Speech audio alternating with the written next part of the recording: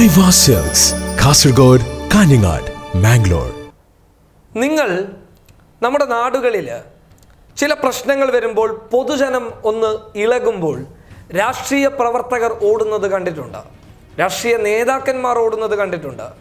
എന്തിനു പറയണം, മന്ത്രിമാർ വരെ ഓടുന്നത് നമ്മുടെ രാജ്യം ഇന്ന് നമുക്ക് കണ്ണു തുറന്ന് കാണാനുള്ള ഒരവസരം ഉണ്ടാക്കി തന്നിരിക്കുകയാണ്. പോലീസുകാരും ഓടുന്നത് നമ്മൾ കണ്ടിട്ടുണ്ട്.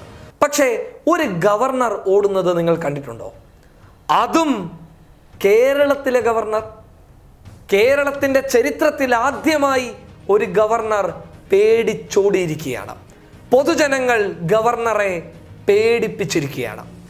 കോഴിക്കോടിൽ DC ബുക്സ് സംഘടിപ്പിച്ച ലിറ്ററേച്ചർ ഫെസ്റ്റിവലിൽ നിന്ന് പിന്മാറിയിരിക്കുകയാണ് കേരള ഗവർണർ ആരിഫ് മുഹമ്മദ് ഖാൻ.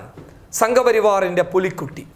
BJPയുടെ സംസ്ഥാന നേതൃത്വങ്ങളെക്കാൾ ഇന്ന് RSSകാർ സ്നേഹിക്കുന്ന കേരള ഗവർണർ ആരിഫ് മുഹമ്മദ് ഖാൻ അവരുടെ സിംഹക്കുട്ടി കേരളത്തിൻ്റെ പ്രതിഷേധ ചൂടറിഞ്ഞ് പരിപാടിയിലേക്ക് താൻ വരില്ല എന്ന് പ്രഖ്യാപിച്ചിരിക്കുകയാണ്.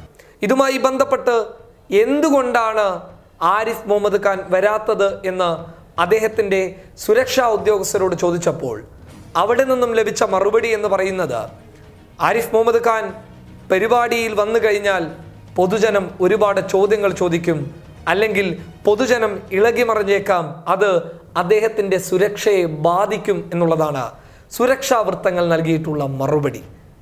ഒരു പൊതുപരിപാടിയെ അഭിസംബോധന ചെയ്യാൻ ജനങ്ങളെ പേടിച്ച് ഭയന്ന് ആ പരിപാടിക്ക് താൻ വരില്ല എന്ന് പറയുന്ന ഒരു ഗവർണറാണ് സംഘികളുടെ ഹീറോ.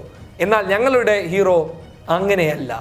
പൊതുജനങ്ങൾക്കിടയിലേക്ക് ഇറങ്ങിച്ചെന്ന് അവരുടെ പ്രശ്നങ്ങൾ പരിഹരിക്കുന്നവരാണ് യഥാർത്ഥ മതേതരത്വ വിശ്വാസികളുടെ ഹീറോ. പക്ഷെ സംഘികളുടെ ഹീറോ എന്ന് പറയുന്നത് പണ്ട് മുതലേ മാപ്പെഴുതി കൊടുത്ത് അല്ലെങ്കിൽ പേടിച്ച് വിറച്ചു നിൽക്കുന്നവർ തന്നെയാണ് അവരുടെ ഹീറോ. ഈ ആരിഫ് മുഹമ്മദ് ഖാൻ വാർത്താ സമ്മേളനങ്ങളിലൊക്കെ വന്ന് പറയുന്നത് കേട്ടാൽ തോന്നും എന്തോ വലിയ സംഭവമാണെന്ന്. കേരള സർക്കാരിനെ നിയമം പഠിപ്പിക്കുന്ന, ഭരണഘടന പഠിപ്പിക്കുന്ന ആരിഫ് മുഹമ്മദ് ഖാന് പൊതുപരിപാടി അഭിസംബോധന ചെയ്യാൻ പറ്റുന്നില്ല എന്ന് പറയുന്നത് വല്ലാത്തൊരു ഗതികേട് തന്നെയാണ്. ഇത് ഞങ്ങളെ സംബന്ധിച്ചിടത്തോളം ഞങ്ങൾ നോക്കിക്കാണുന്നത് പേടിച്ചോടി എന്നുള്ളത് തന്നെയാണ്, അതായത് ഭയന്നോടി എന്നുള്ളത്. കർണാടക ഹുബ്ലിയിൽ അമിത്ഷയെ പൊതുജനം തടഞ്ഞു നിർത്തിയതുപോലെ ഇവിടെ കേരളത്തിൽ ആരിഫ് മുഹമ്മദ് ഖാനും പ്രതിഷേധക്കാരുടെ ചൂടറിഞ്ഞു. അതും പരിപാടിയിൽ പങ്കെടുക്കാതെ ചൂടറിഞ്ഞിരിക്കുന്നു എന്നുള്ളത്. പൊതുപരിപാടിയിൽ ഇനി താൻ പങ്കെടുക്കില്ല എന്ന് ഗവർണർ പരസ്യമായി പ്രഖ്യാപിച്ചിരിക്കുന്നു. അതാണ് കേരളത്തിൻ്റെ മതേതരത്വത്തിൻ്റെ വിജയം. ഇനിയും ഇതുപോലെയുള്ള ഗവർണർമാർ കേരളത്തിൽ വന്ന് BJPയുടെ സംസ്ഥാന അധ്യക്ഷന്മാരാകാൻ ശ്രമിച്ചു കഴിഞ്ഞാൽ പൊതുജനം ജനാധിപത്യത്തെ മുന്നിൽ നിർത്തിക്കൊണ്ട് അവരുടെ പ്രതിഷേധം അറിയിക്കും. അങ്ങനെ അറിയിച്ചു കഴിഞ്ഞാൽ ഇതുപോലെ ഒരുപാട് പരിപാടികളിൽ നിന്ന് ഓടി ഒളിക്കേണ്ടി വരും. News desk public Kerala.